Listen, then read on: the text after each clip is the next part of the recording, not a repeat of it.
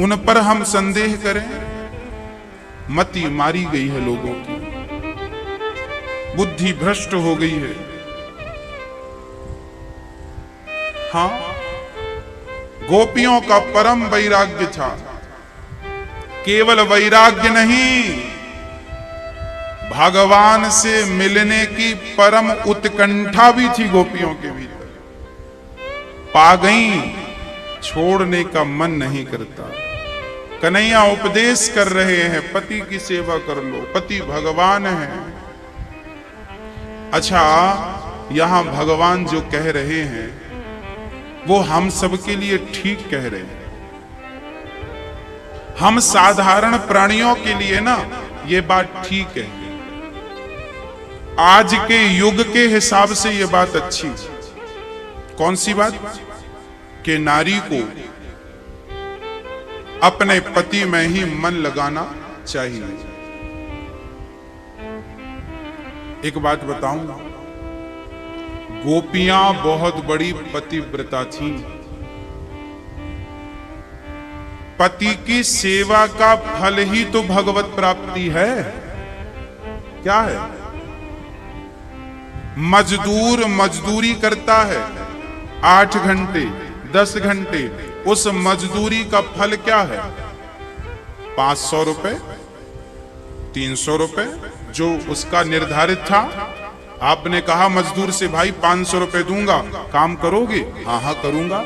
8 घंटे काम किया, उस 8 घंटे का फल क्या मिला? 500 रुपए मिला। उसी प्रकार हम सब मजदूर हैं।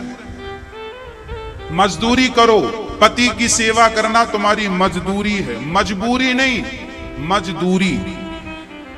मजदूरी, मजदूर आप हो, मजदूर मैं हूं। भगवान कहता है कि पहले तुम अपने पति की सेवा करो, ये मजदूरी कर लो, उसके बाद मैं तुम्हें अपने दर्शन का फल दूंगा। उस मजदूरी का फल ही तो कृष्ण दर्शन है। पुत्र अपने माँ बाप की सेवा करे, माँ बाप की सेवा करना धर्म बताया है, मजदूरी है ये। सेवा करो, जब सेवा करोगे तो इसी सेवा का फल ही तो भगवत दर्शन है। अब कोई कहे मैं माँ की सेवा नहीं करूंगा, तो चूल्हे में जाओ, मजदूरी मिलेगी।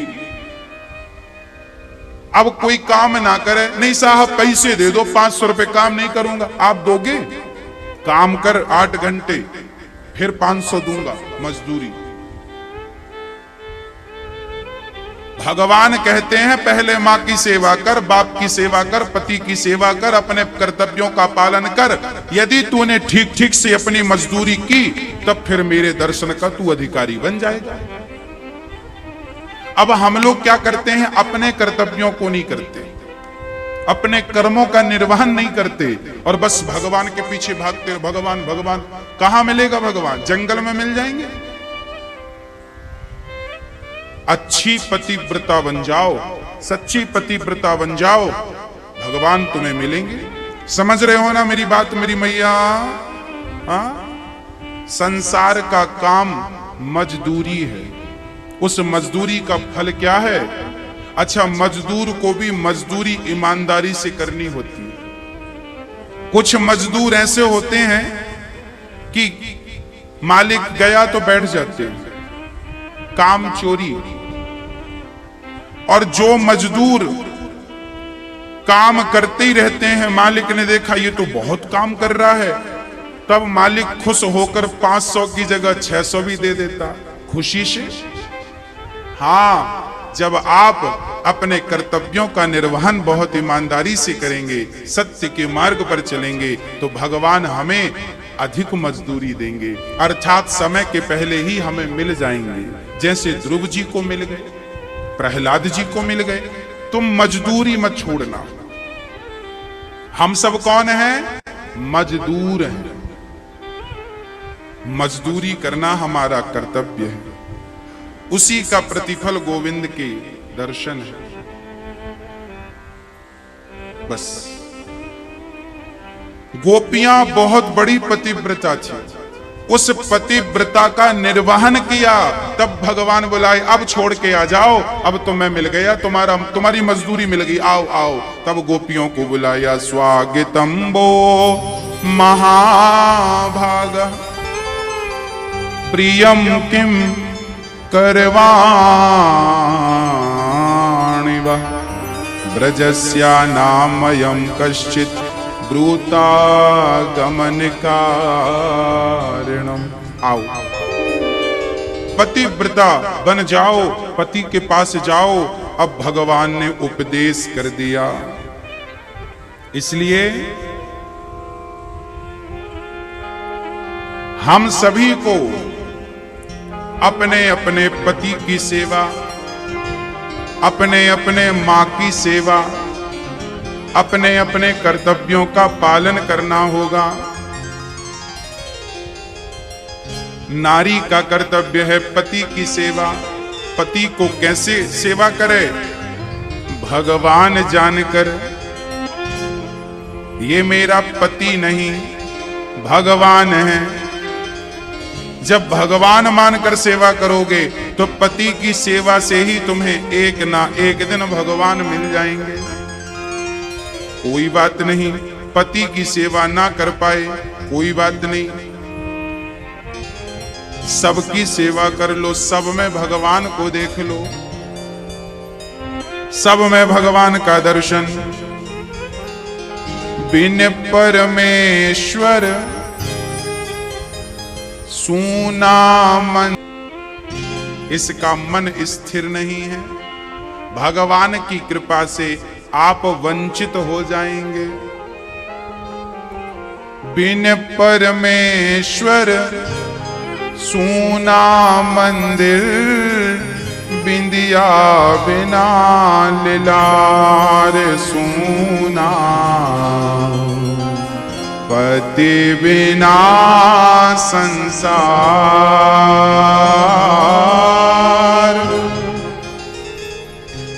पति ही जप है,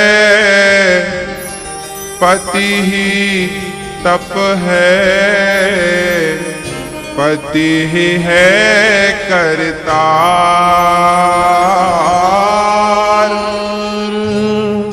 पति से ही पत इस तन की है, पति बिन विपति हजार सूना, पति बिना संसार। पति ही जप है।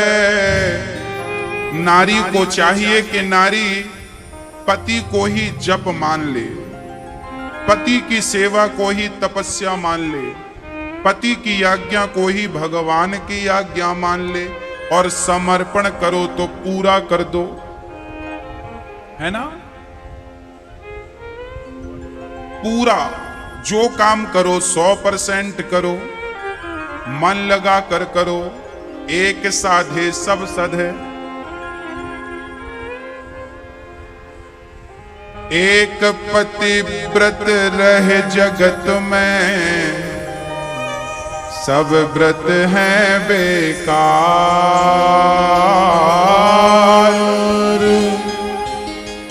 बिन पतिव्रत के नारी का तो जीवन है बेकार सूना, पति बिना संसार।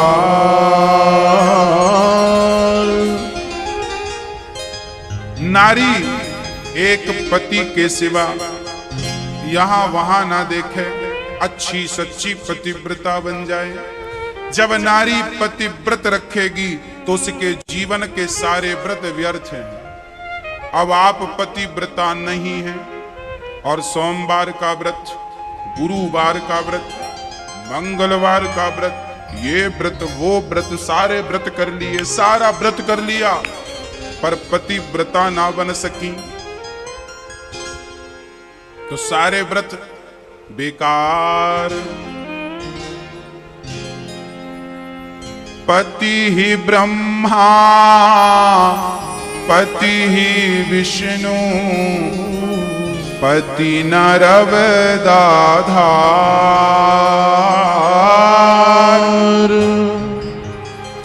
जिस नारी ने कंधा पाया उसकी नैया पार सूना। पति बिना संसार। जिस नारी ने पति का कंधा पाया है, अर्थात जो नारी सुहागिन मर जाती है, जिसकी अर्थी को पति कंधा देता है और जिसकी चिता में पति आग लगाता है, वो परम पावन नारी मानी जाती है। इसका तात्पर्य ये बिल्कुल नहीं है कि जिनके पति शहीद हो गए हैं या पति नहीं रहे उनमें कोई दोष है, मैं ऐसा नहीं कहना चाहता। माता कौशल्या भी दशरथ जी के बाद रही हैं। हाँ, पतिव्रता नारी उसे कहते हैं जो पति के बाद, पति के ना रहने के बाद जो परमेश्वर को अपना पति मान ले, जो भगवान को अपना पति मान ले, जो भगवान से रिश्ता जोड़ ले, जो भगवान को ही सब कुछ मान ले, वही सच्ची पतिव्रता है। मीराबाई के भी पति कुंती भोजराज समाप्त हो गए थे युद्ध में। मीराबाई तो जवानी में पति को खो चुकी थी, पर अभाव महसूस नहीं होने दिया। उसे लगा नहीं कि मेरा पति नहीं है, क्योंकि उन्होंने तो कह दिया, ऐसे बर को क्या बरूं जो जन्मे और मर जाए। बरिए बर गोपाल को मेरो चुनरो अमर हो जाए। ऐसे वर को क्या वरूं जो जन्मे और मर जाए। गोविंद को वर्ण कर लिया मीराबाई ने। इसलिए पति है तो पति की सेवा कीजिए, पति नहीं है परमेश्वर में समर्पण कीजिए। बात खत्म। किसी भी हाल में नारी को अपने पति का अपमान अनादर नहीं करना चाहिए।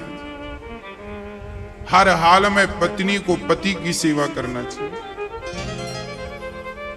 पति को भगवान मानकर सेवा करना चाहिए।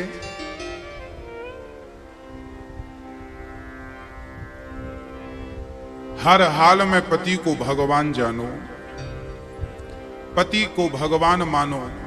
अब प्रश्न ये खड़ा हुआ, महाराज जी हम तो भगवान मानती हैं पर हमारा पति बड़ा दुष्ट है। कोई बात नहीं, यदि आपका पति ठीक नहीं है, आपका आदर नहीं करता, सम्मान नहीं करता, कोई बात नहीं। पतियों को चाहिए कि वो पत्नी का सम्मान करे। नारी पांव की जूती नहीं, मस्तक की पगड़ी है। जिस घर में नारी का सम्मान आदर होता है, उस घर में खुशियां 10 गुना ज्यादा होती हैं।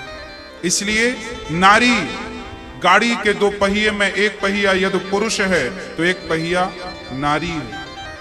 दोनों जब रहेंगे तो गाड़ी चलेगी। पुरुष लोग कई बार नारी का अपमान कर देते हैं, अनादर कर देते हैं, जबकि कभी भी नारी का अपमान नहीं करना चाहिए। और मैं तो ये मानता हूं कि अच्छी पत्नी का मिलना तब संभव है जब आपके पुण्य अधिक हों। अच्छे पति का मिलना भी तब संभव है जब आपके पुण्य अधिक हों। यदि पुण्य अच्छे हैं तो पति भी अच्छा, पत्नी भी अच्छी, बच्चे भी अच्छे, आज्ञाकारी। और पुण्य जरा बिगड़ गए, कम हो गए, बजट कम, तो फिर सब सिंपल पकड़ा देते हैं भगवान। चाइना मॉडल,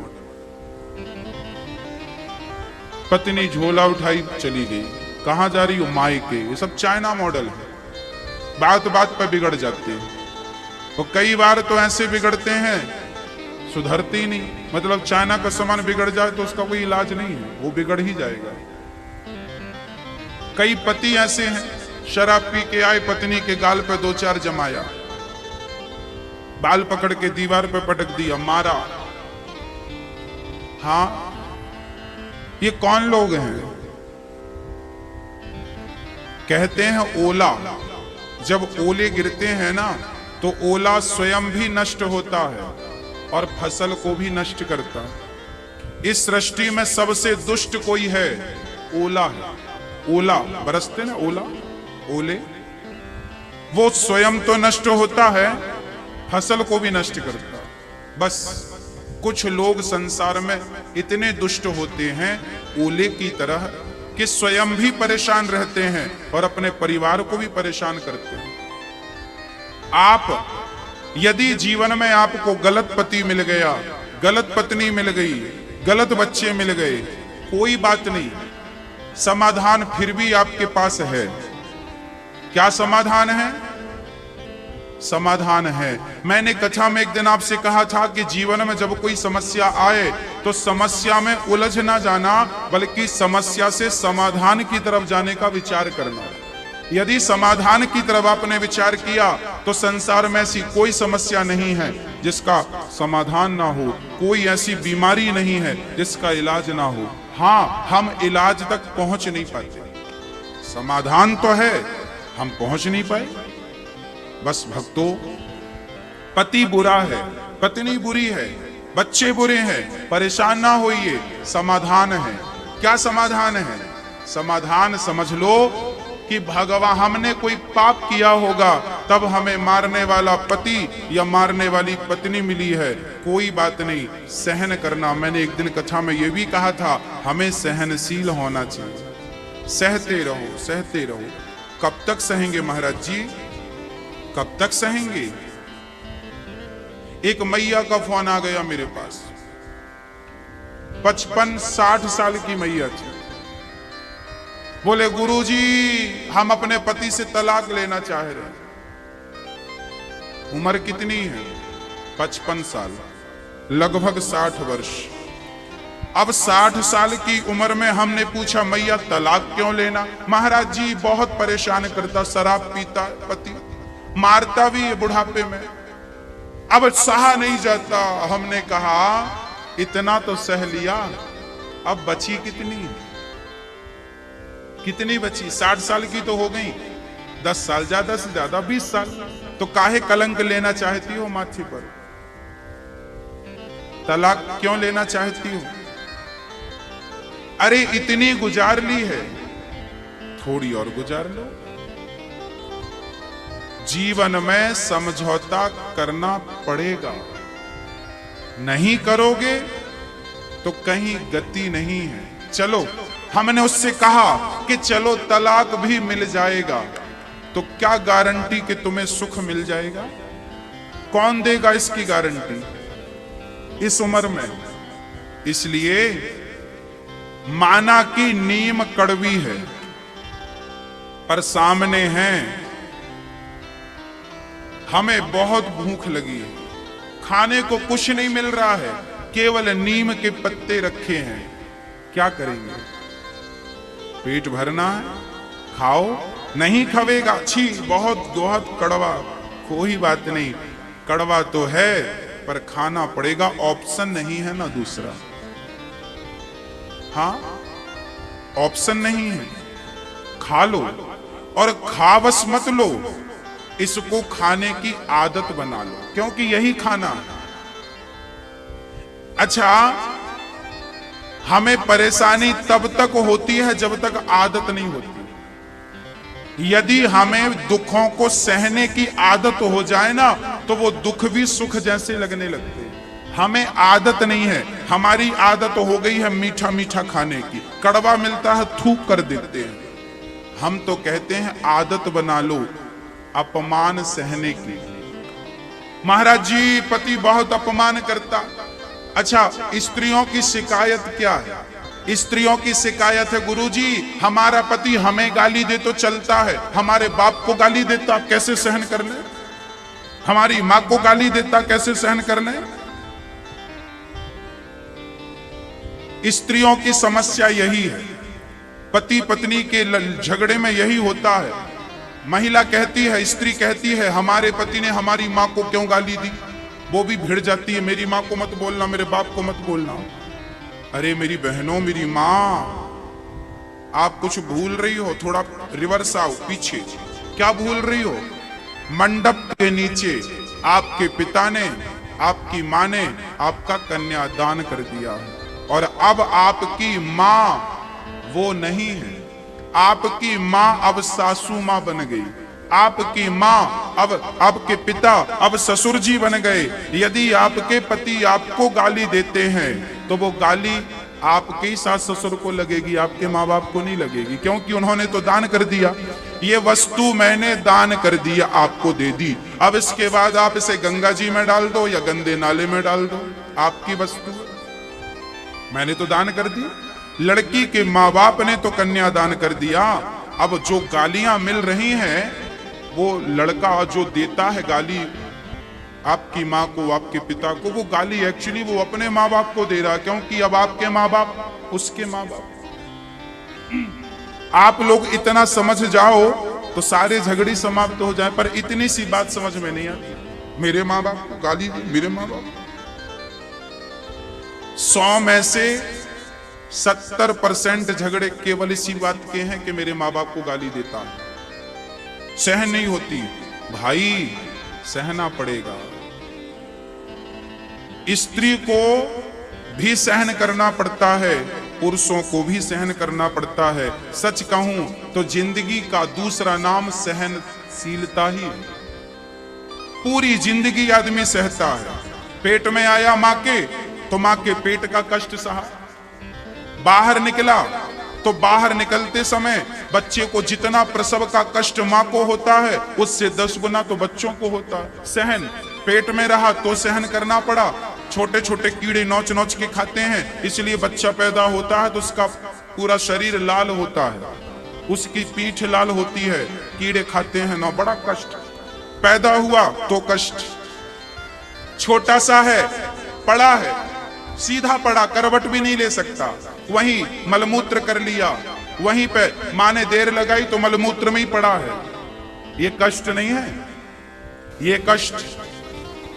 कुछ बीमारी हो जाए, पेट में दर्द हो जाए, कान में दर्द हो जाए तो रो तो सकता है, बता नहीं सकता। ये कष्ट पूरी जिंदगी आदमी को क्या उठाना पड़ता है? सहन ही तो करना पड़ता है। सहते सहते तो तुम पैदा भय हो, अब कहां गई तुम्हारी सहनशीलता? मत गवाओ, उसे बनाए रखो। वो सहनशीलता काम आने वाली है। सहो रहो, जो सहता है रहता है, नहीं सहता नहीं। हाँ, और मैं तो आखिरी में यही बात कहूंगा कि पत्नी को और पति को दोनों को समझदार होना चाहिए, तब कहीं ये जिंदगी की गाड़ी चलती है, तब जीवन में खुशियां मिलती हैं। साथ ही कई बार हमारे जीवन में कुछ गलतियां ये हो जाती हैं कि हम जीते जी कदर नहीं करते इंसानों की, मरने के बाद रोते फिरते हैं। जिसकी मां होती है मां की कदर नहीं करता, मर जाए मां मर गई, मां मर गई। बाप जिंदा है सेवा नहीं करता, मर जाएगा तो रोने बैठ जाएगा। इसका अर्थ ये है कि रोना तो सरल है पर सेवा करना कठिन है। लोग सरल वाला काम पकड़ लेते, रोने का, चलो रोएंगे। पत्नी है एक सज्जन, हम उनको अच्छे से जानते हैं। जब उनकी पत्नी थी तो गालियां दिया करते थे, मारा करते थे, सीधे मुंह बातें नहीं किया करते थे, इतना परेशान किया। एक दिन पत्नी देखो अभी भूल गई थी कि मैं कौन हूं, मेरा घर कहां है, मेरा परिवार कौन है, अब याद आने लगा। जब सानिध्यता भगवान की मिली तो याद आने लगा। क्या याद आया? मैं कितनी सुंदर हूं। तब तो भगवान मेरे संग नाच रहे हैं। तब तो मेरे पीछे पीछे डोल, आगे आगे सखी भाग रही, पीछे पीछे कन्हैया। कन्हैया कह रहे हैं छोड़ के जाओगी, हम मर जाएंगे, मत छोड़ के जाना। अब गोपियों को यकीन हो गया कि हम बहुत सुंदर हैं, इसलिए हमें ये मिल गए और हमें इनकी प्राप्ति हो गई। अब भगवान को लगा राम राम राम राम, हमने तो सोचा था कि ये बिल्कुल निर्मल हैं, कोई याद नहीं है किसी की मेरे सिवा, ये तो अपने ही ख्यालों में खोने लगी। तब भगवान बोले ठीक है, फिर अपने ही ख्यालों में खोई रहो। जब तुम्हें अपनी ही फिक्र हो गई, अपने कोई पहचान लिया, तो हमें पहचान कर क्या करोगी। भगवान गोपियों के मध्य से अंतर्धान हो गए। सारी गोपियां विरहाग्नि में तड़पने लगी। हे कृष्ण, हे गोविंद, कहां चले गए। राधा रानी को लेकर भगवान गए। आगे भगवान ने राधा रानी को लगा कि गोपियों का एक छोटा सा पाप अहंकार आ गया और भगवान ने उन्हें छोड़ दिया। हाँ, राधा रानी ने कहा श्याम सुंदर, मैं आपके संग चलते चलते थक गई हूं, बताओ मैं क्या करूं। कन्हैया ने कहा कुछ नहीं करना, एक काम करो, मेरे कंधे में आकर बैठ जाओ, मेरे कंधे पर आकर बैठ जाओ। अच्छा,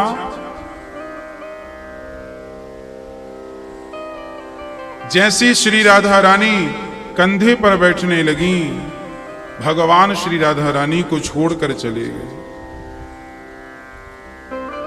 अब गोपियां कृष्ण को खोजती खोजती आगे बढ़ी। आगे राधा रानी को देखकर गोपियों को लग रहा था हम रो रही हैं बहुत, हम भी प्रेम करती हैं भगवान से। जब गोपियों ने श्री राधा रानी का प्रेम देखा तो गोपियां अपने आप को भूल गईं, अपना दुख भूल गईं और राधा रानी के उस प्रेम को देखकर, राधा का प्रेम सागर की तरह था, अपार प्रेम था, विरह भी अपार था। अब सारी गोपियां राधा से कहने लगी, राधा, उस कृष्ण ने तुझे भी छोड़ दिया, अब तू ही बता हमें कृष्ण कैसे मिलेंगे। इसका तात्पर्य यह है कि श्री राधा रानी की कृपा के बिना यदि कृष्ण मिल गए तो कच्चे घड़े में पानी भरोगे तो ठहरेगा नहीं। तो वो लोग कच्चे हैं जो डायरेक्ट कृष्ण को पा लेते हैं। जब किशोरी जी की कृपा के बाद कृष्ण की प्राप्ति होती है तो फिर वो कृष्ण छोड़कर जाते नहीं। ये वाले कृष्ण तो छोड़कर चले जाएंगे। जो कृष्ण पुण्य के बल से प्राप्त होते हैं वो कृष्ण छोड़ सकते हैं, पर जो राधा रानी की कृपा से प्राप्त होते हैं वो कृष्ण छोड़कर नहीं जाते। अभी तक गोपियों को पुण्य के बल पर भगवान मिले हैं, खुद के प्रेम के बल पर कृष्ण मिले हैं। अब मिलेंगे तो कृष्ण के राधा की कृपा से भगवान मिलेंगे।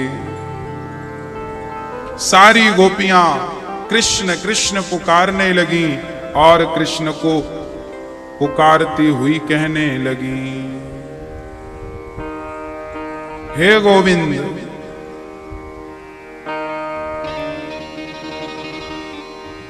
हे नदी, हे यमुना, तू बता मेरा कृष्ण कहाँ है। हे वट, तू ही बता मेरा कृष्ण कहाँ है।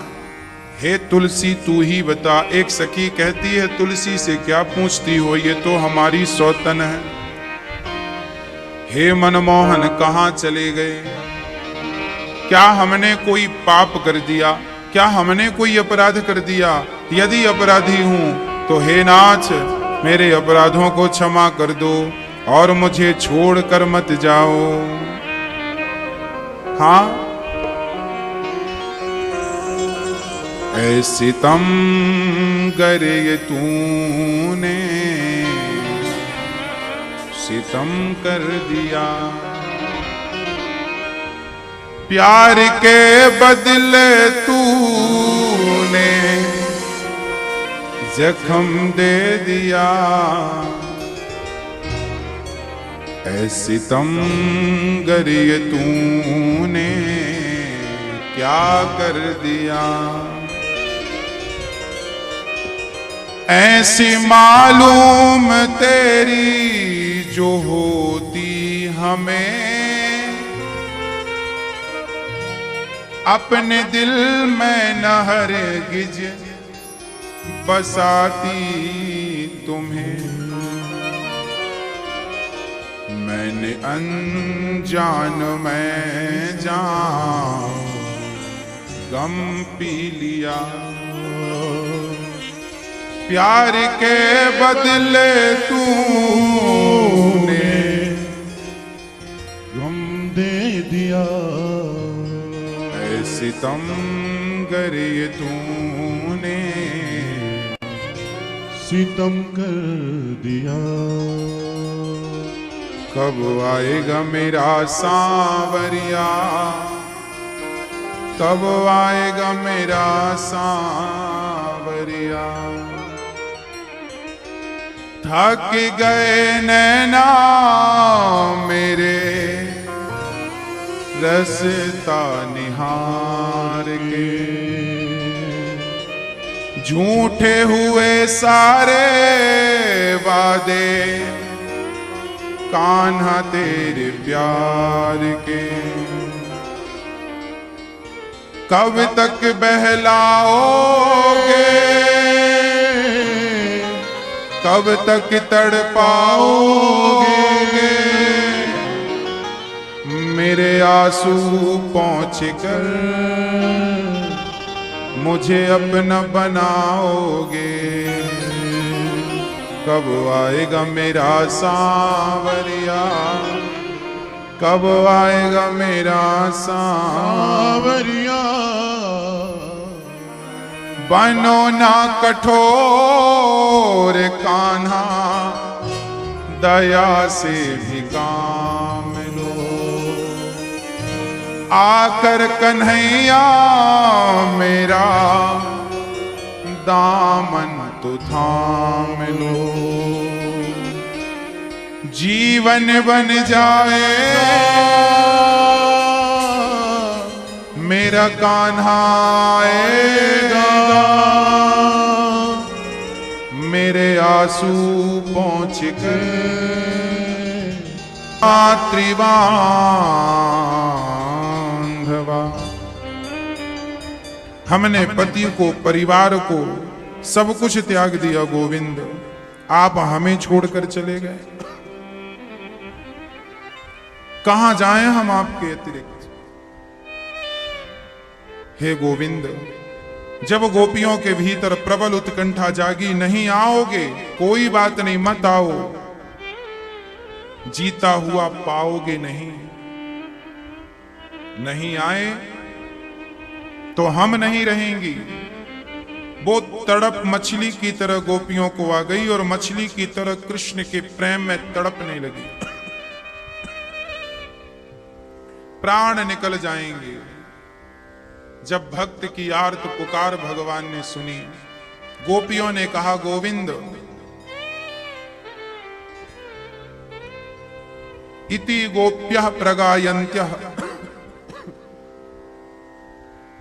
प्रलपन्त्यश्च चित्रधा, रुरुदु सुस्वरम राजन कृष्ण दर्शन लालसा।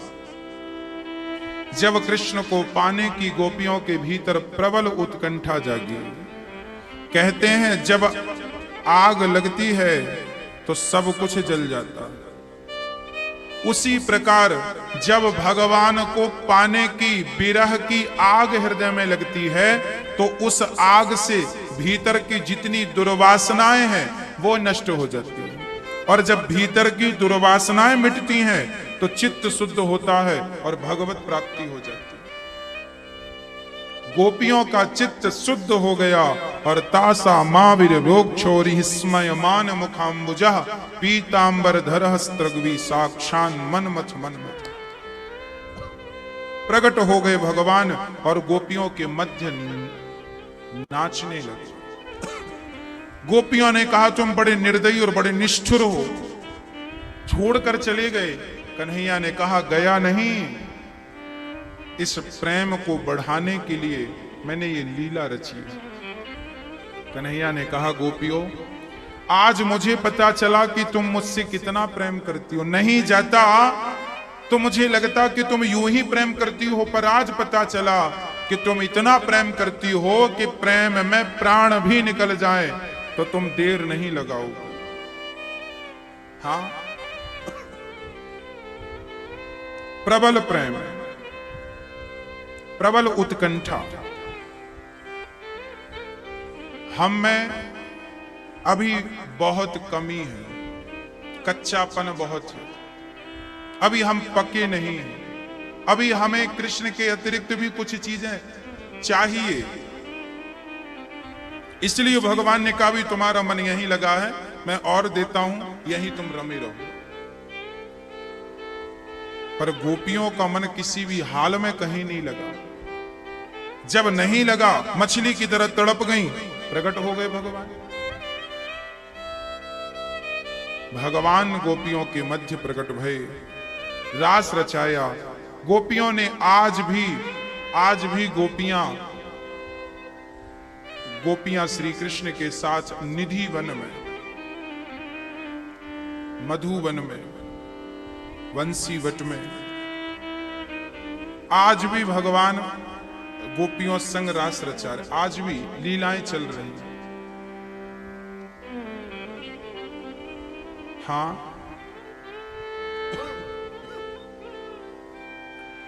उसके बाद भगवान श्री कृष्ण को अपनी लीलाएं आगे बढ़ानी थी, तो भगवान ने गोपियों को अपने अपने घर भेजा।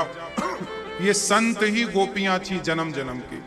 उस रास में शंकर जी भी सम्मिलित भये हैं गोपी बनकर। आज भी गोपेश्वर महादेव श्रीधाम वृंदावन में विराजते हैं। भगवान शंख और सुदर्शन नाम के दैत्य का उद्धार करते हैं। गोपियां सुंदर सा दर्शन करती हैं, अरिष्टासुर का उद्धार।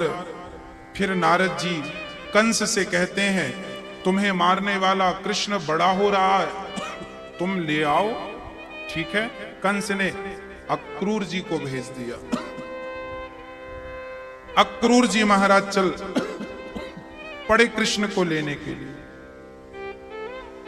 मथुरा का कंस कृष्ण को मारने के नाना प्रकार के प्लान कर रहा है। चल पड़े अक्रूर जी महाराज। सुबह से निकले मथुरा से, शाम काल पहुंचे, सायंकाल। कहां रह गए दिन भर? बोले कृष्ण के चरण धूल को मस्तक पे रखते रखते आए हैं, कृष्ण का चिंतन करते करते आए हैं। वृंदावन में जितने दिन रहो, चिंतन कृष्ण का होना चाहिए, तब तो वृंदावन में रहना सार्थक है। और वृंदावन में रहकर भी संसार का चिंतन बना रहा, जगत का चिंतन बना रहा, तो यहां रहने से क्या लाभ है? प्रिय भक्तों, श्रीधाम वृंदावन में जब अक्रूर जी आए, कृष्ण को समाचार देते हैं कि कंस ने आपको मारने का प्लान बनाया है, आप ही अब संभलें, आप ही जाने। सुबह हुई, रथ पर बैठे चल पड़े। माँ यशोदा बोली, कन्हैया कहाँ जा रहे हो? माँ मैं मथुरा चला जाऊं 2 दिन के लिए, मेला लगा है, घूम कर आ जाऊंगा। माँ कहती हैं, लाला 2 दिन? मैं तेरे बिना 2 दिन रह लूंगी, तुझे विश्वास है?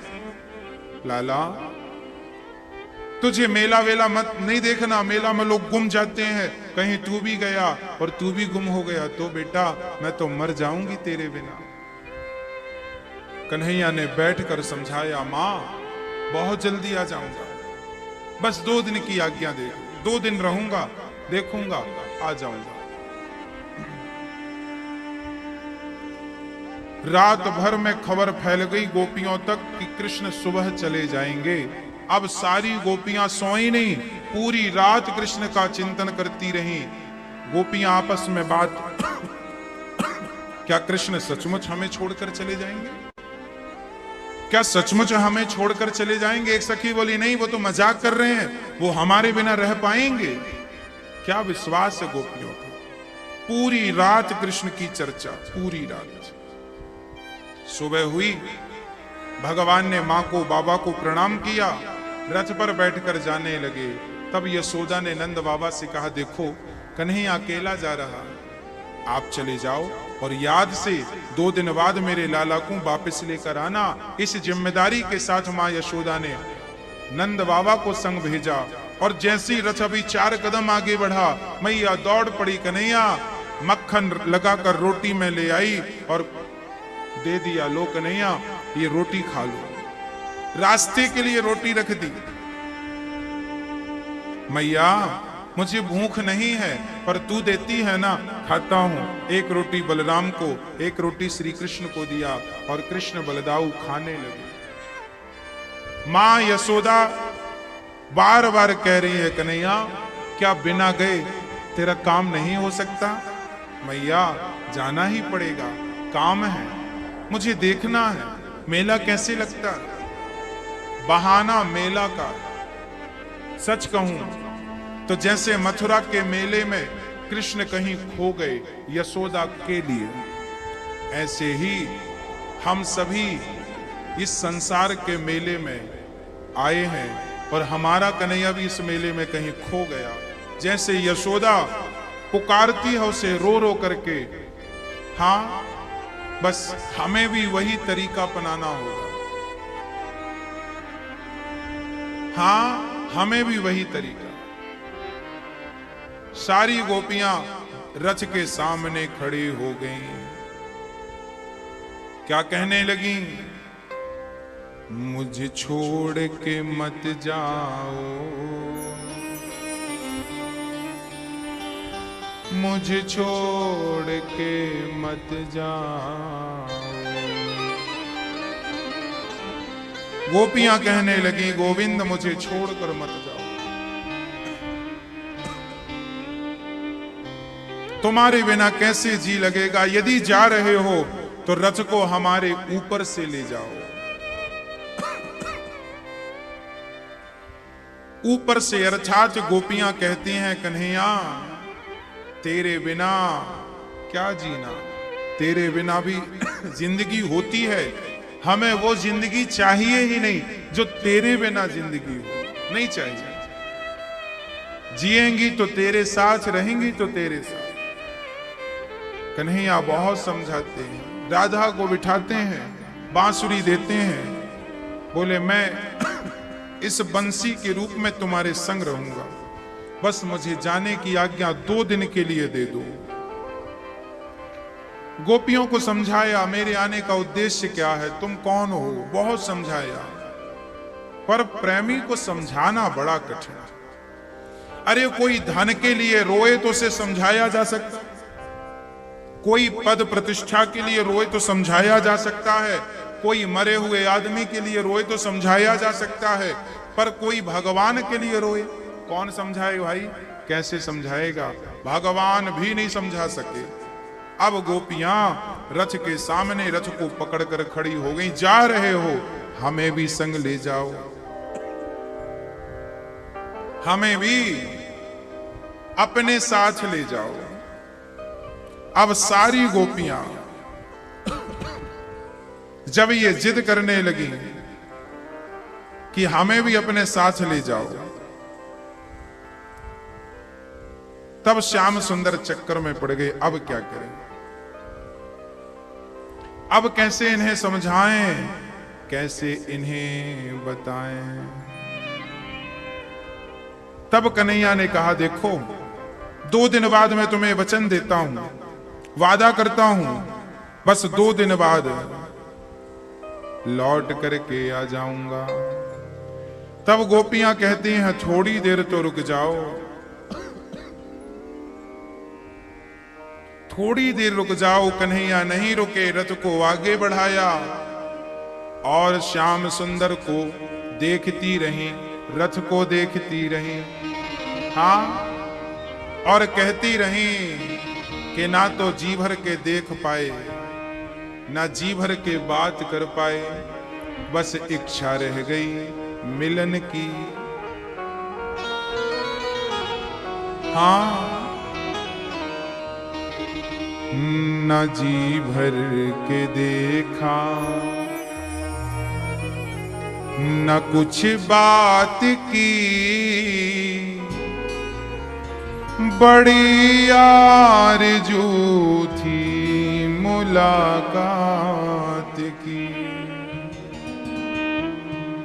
देखो तो सही, दिन रात देखी है, फिर भी कह रही हैं ना जी भर के देखा, न कुछ बात की,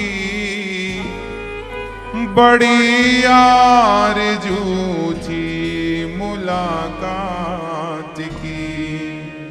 करो अब तो दृष्टि प्रभु करुणा की, बड़ी आरज़ू थी मुलाकात की। ना जी भर के देखा, ना कुछ बात की।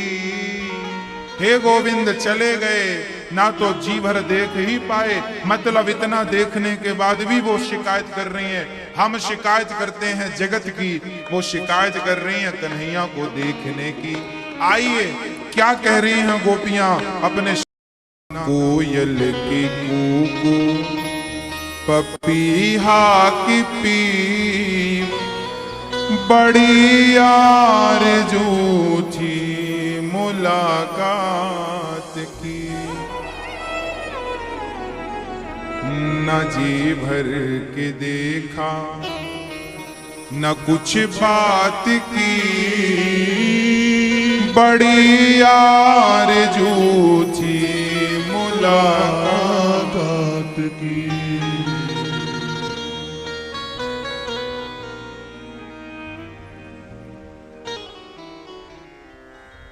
गोपियों का उद्गार,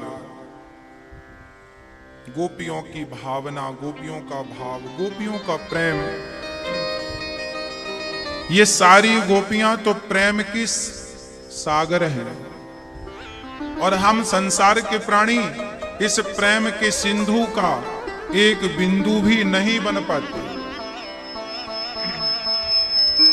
प्रेम की अधिष्ठात्री देवी श्री राधा रानी।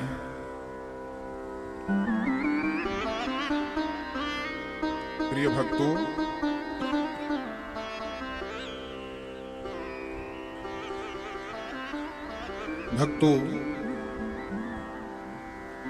भगवान श्री कृष्ण जब गोपियों को छोड़कर गए, यहां तो हालत अच्छी नहीं थी, पर वहां सारे ब्रजवासी जब मथुरा गए, तब कन्हैया ने बड़ी अद्भुत लीला की।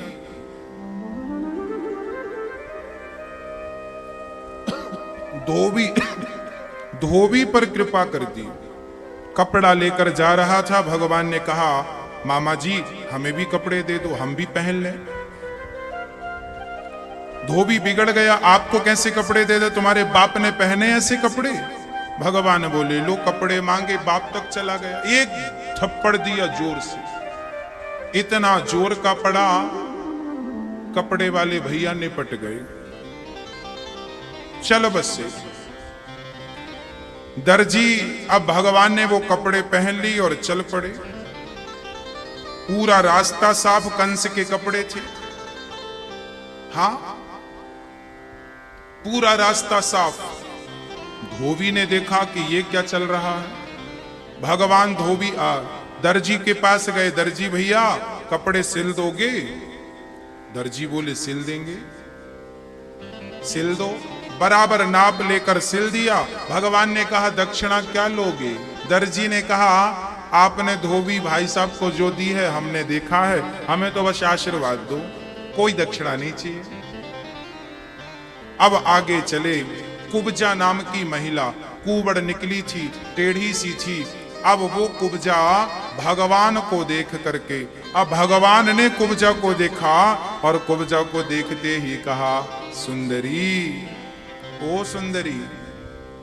कुब्जा बिगड़ गई, मेरा मजाक उड़ाते रहते हो, सुंदरी सुंदरी कहते रहते हो, मैं तो कुरूपणी हूं, कुबड़ निकली है, लोग मुझे देखते नहीं, ताने मारते हैं, आप मुझे सुंदरी कहकर बुला रहे हो। भगवान ने कहा दुनिया के लोग शायद तेरा शरीर देखते होंगे, इसलिए तू उनके लिए सुंदर नहीं है, पर मैं तेरा तन नहीं, मैं तो मन देख रहा हूं। आज भगवान ने कुब्जा को देख लिया, जिसे कोई नहीं देखता था उसे भगवान ने देखा। यही तो है, जिसे कोई नहीं देखता, जिस पर किसी की नजर नहीं है, उसी पर भगवान की नजर पड़ती है। कुब्जा हृदय से बड़ा प्रेम करती थी, पर स्वरूप अच्छा नहीं था। आज अपने कर कमलों से जब उसने चंदन लगाया भगवान को, तब भगवान ने कुब्जा को कृपा करके कुब्जा की कुबड़ अंदर कर दी और उसे दिव्य शरीर प्रदान कर दिया। भगवत कृपा से सब कुछ संभव है। कुब्जा की कुबड़ अंदर हो गई, भगवान की यही अहेतुकी कृपा है। कब किस पर कृपा हो जाए बिना कारण के। अच्छा, भगवान ने जिनको तारा है, गुणों को देखकर नहीं तारा। गुणों को देखकर तारा होता तो वैश्या पिंगला कौन सी गुणवान थी, वैश्या को तार दिया। किसे नाथ तुमने गुणों से है तारा, किसे नाथ तुमने गुणों से है तारा, हमें नाथ तुमने क्यों है बिसारा। हमें नाथ क्यों, हमें नाथ तुमने क्यों है बिसारा, और किसे नाथ तुमने गुणों से है तारा। किसके गुण देखे तुमने, कौन सा गुण देखा। सबको तो बिना गुणों की तारा। हां, कुब्जा को तार दिया, हमें भी तार दो भगवान। प्रार्थना करें हम, हे नाथ मैं आपको कभी भूलूं नहीं। कुवलयापीड़ नाम का हाथी शराब पीकर भगवान की तरफ बढ़ा, भगवान ने उद्धार किया, चाणूर मुष्टिक को मजा चखाया, और उसके बाद भगवान ने कंस को मार करके कंस के मंच पर चढ़कर कंस के बाल केस पकड़कर घुमाया। मूर्ख, तूने मेरी मां पर अत्याचार किया, उठाकर पटक दिया। कंस के ऊपर कूद गए, कंस का उद्धार हुआ, कंस के भाइयों को भी मार गिराया। उसके बाद भगवान अपनी मां देवकी, पिता वसुदेव की बेड़ियां कटवाते हैं और मां के हृदय से लगते हैं। आज मां का दूध कृष्ण ने 11.5 साल बाद पिया। आज वसुदेव जी नंद बाबा को ये कहते हैं कि ये कृष्ण आपका नहीं, ये कृष्ण तो हमारा बेटा है, हमारा पुत्र है। अब बड़े आश्चर्य में पड़ गए नंद बाबा। अरे मैं तो समझता हूं ठीक है, पर यशोदा को कैसे समझाए कोई। जब ये खबर यशोदा को लगी कि कृष्ण हमारे पुत्र नहीं है, मां यशोदा तो मानो प्राण निकल गए, अचेत होकर के गिर पड़ी, चेतना रहित हो गई। नंद बाबा ने संभाला, तब कहीं होश आया, मेरे कृष्ण मेरा बेटा नहीं है। अब यहां भगवान देवकी वसुदेव गर्गाचार्य जी ने गुरु मंत्र दिया और पढ़ने के लिए भगवान उज्जैन चले गए। 64 दिन में 64 विद्याओं को सीखकर, उस समय सबसे बड़ी यूनिवर्सिटी उज्जैन में हुआ करती थी, उज्जैन में पढ़ने गए हैं भगवान, उज्जैन की शिक्षा पाई है। उसके बाद पढ़कर आए, अपनी मां देवकी, पिता वसुदेव से मिले, और आज जब ब्रज की याद आई तो भगवान गोपियों के लिए उद्धव जी को भेजते हैं।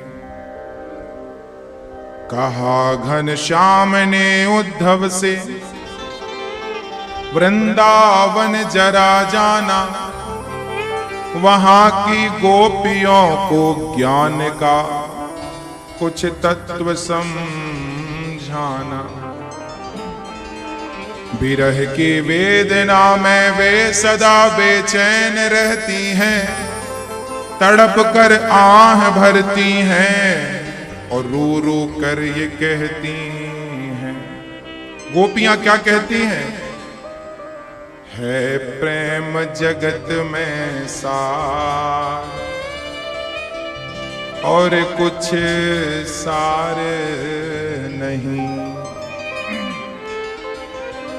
मन कर ले प्रभु से प्यार और कुछ सारे नहीं।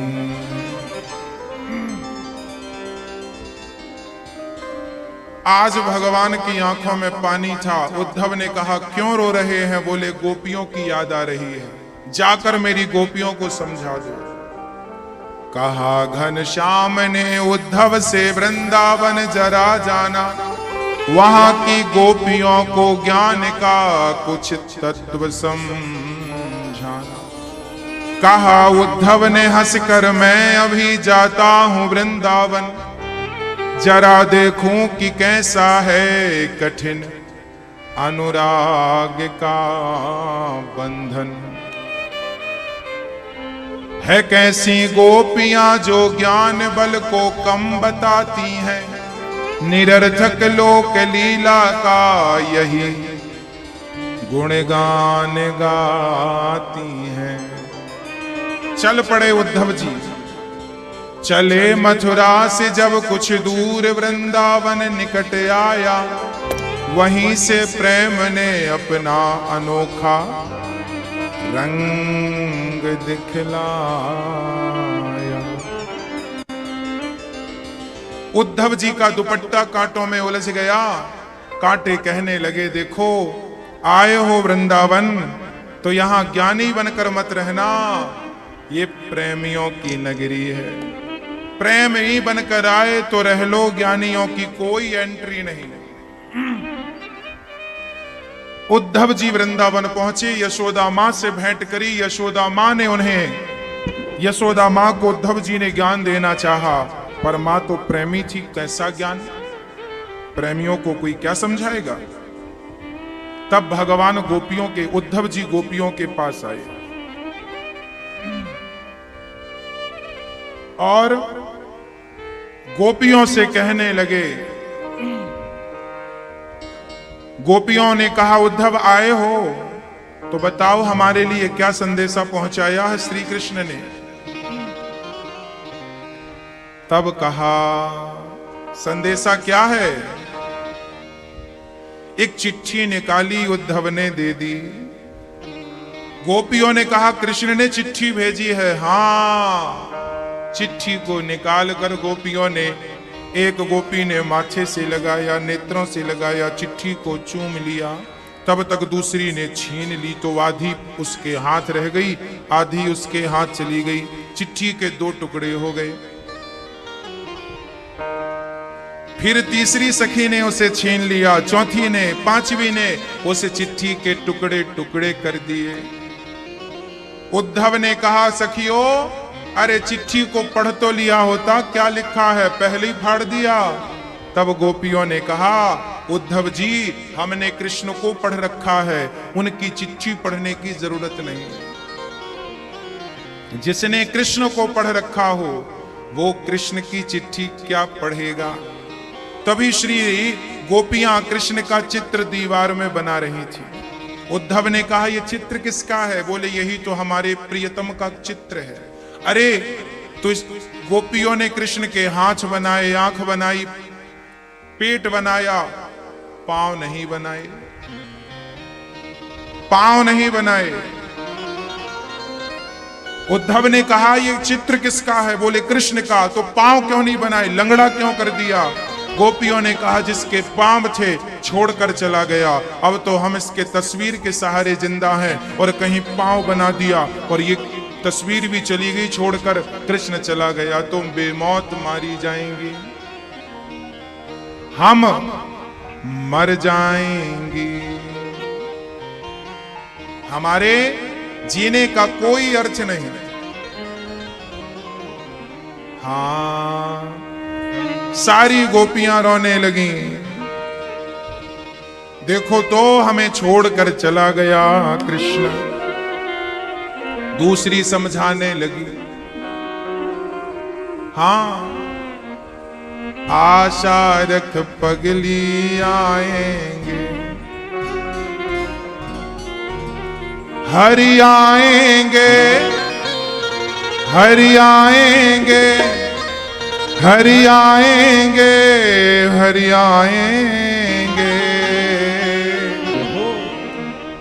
आशा रख, आशा रख, आशा रख पगली आएंगे, आशा रख पगली आएंगे। हरि आएंगे, हरि आएंगे, हरि आएंगे, हरि आएंगे, हरि आएंगे, हरि आएंगे। आशा रख, आशा रख, आशा रख पगली आएंगे, आशा रख पगली आएंगे। एक समझा रही है, ए सखी क्यों रोती है, आएगा आशा रख। दूसरी कहती है कब तक आस रखूं, पहले